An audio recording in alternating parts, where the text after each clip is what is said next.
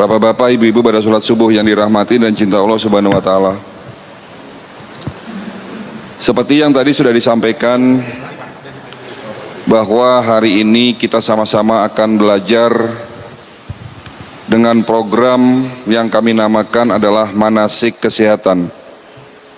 Dan manasik kesehatan ada dua tujuan. Tujuan pertama adalah memberikan edukasi, pendidikan kesehatan dalam rangka mencegah terhadap penyakit, secara khusus penyakit degeneratif, penyakit kardioserebrovaskuler atau kita kenal sebagai penyakit jantung, koroner, dan stroke masih menduduki peringkat pertama sebagai penyebab kematian nomor 1 di dunia. Lalu nomor 2-nya disusul penyakit kanker. Dan Badan Kesehatan Dunia WHO menyatakan negara kita, Indonesia, menduduki peringkat ke-6 sebagai penderita penyakit diabetes mellitus. Dan dari tahun ke tahun angkanya terus bertambah, Bapak Ibu sekalian. Oleh karena itu, penting adanya upaya mencegah terhadap penyakit tersebut. Seperti pepatah yang sering kita dengar, mencegah lebih baik daripada mengobati. Tentunya mencegah harus didasari dengan ilmu. Dan mudah-mudahan kegiatan manasik kesehatan di masjid ini bisa menjadi ilmu yang bermanfaat. Lalu tujuan kedua dari kegiatan manasik ini, kami akan memperkenalkan sebuah konsep pengobatan holistic integrated medicine yang berdasarkan berbasis pengobatan secara Islam. Dan hari ini ada tema yang akan kami angkat, judulnya adalah kenapa penyakit kronis sulit untuk disembuhkan dan cara sehat ala Rasulullah SAW.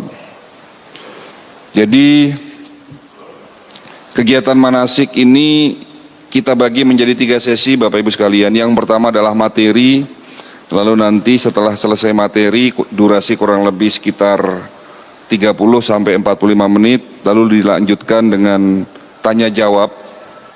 Jadi nanti dipersiapkan pertanyaannya mungkin melalui secari kertas dan dilanjut dengan solusinya apa, bagaimana cara mencegah dan bagaimana cara mengobati bagi mereka yang sudah terlanjur sakit diabetes, hipertensi, jantung, stroke, dan penyakit kronis lainnya.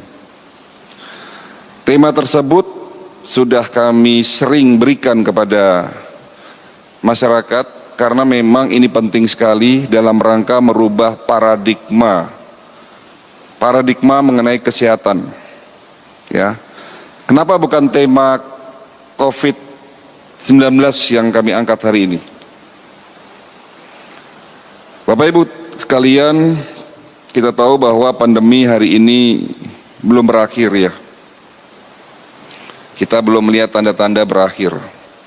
Hampir 1 tahun Bapak Ibu sekalian. Ya, bulan depan persis 1 tahun pandemi ada di Indonesia.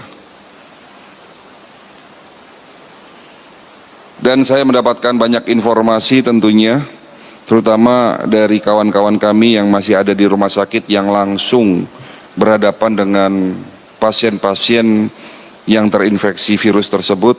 Ternyata Bapak Ibu sekalian, informasi yang kami dapatkan hampir 80% mereka yang terinfeksi dan keluhannya lebih serius, bahkan berakhir dengan kematian, itu selalu ada penyakit penyerta. Dan penyakit penyerta inilah yang menyebabkan imunitas daya tahan tubuh seseorang ini menurun.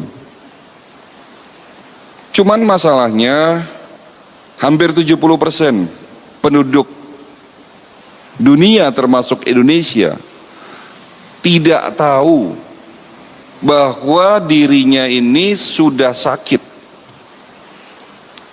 Saya selama 20 tahun ya sering mendengar pasien-pasien kami yang sakit diabetes ketahuannya tidak sengaja Ada yang memang mau berangkat ke Tanah Suci, mau naik haji, lalu medical check up, ternyata gula darahnya tinggi.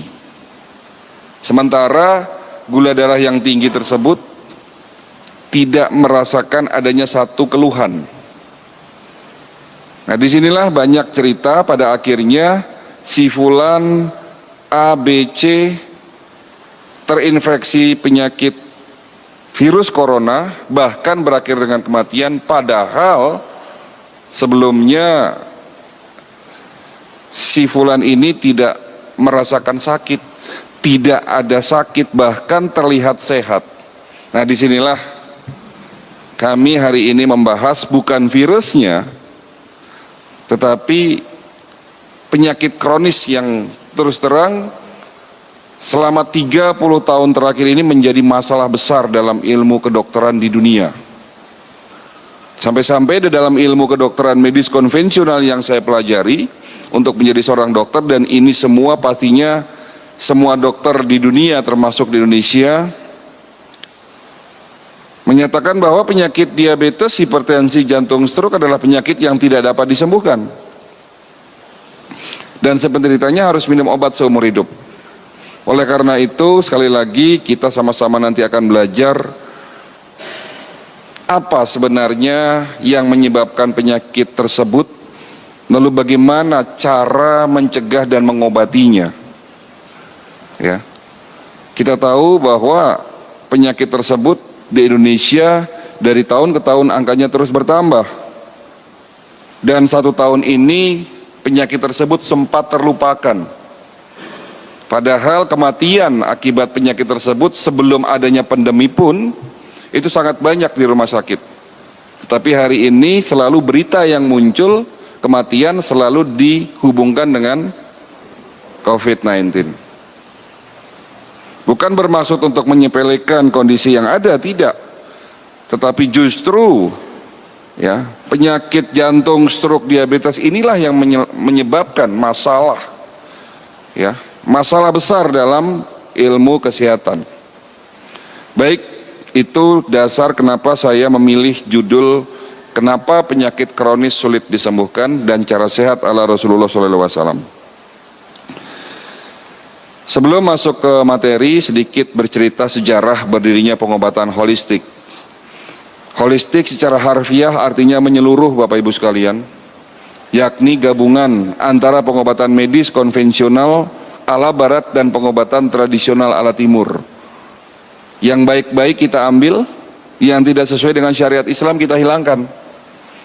Ya, jadi setelah saya lulus menjadi dokter, tadi sudah disampaikan, awalnya ingin melanjutkan pendidikan spesialis bedah, tetapi di tengah jalan berubah pikiran. Lalu saya berangkat dan belajar pengobatan tradisional, tepatnya Tibum Nabawi, bersama-sama dengan 2-3 dokter kalau tidak salah pada tahun itu. Salah satunya adalah Dr. Jaidul Akbar. Kita ingin mengembangkan pengobatan Tibum Nabawi di Indonesia, yang pada saat itu belum banyak dokter yang mengambil pendidikan tersebut. Lalu tahun 2009 pun saya sempat berangkat ke Beijing dan kota Ankou di Cina, juga dalam rangka mendalami pengobatan tradisional. Nah, disinilah saya menemukan satu benang merah. Ternyata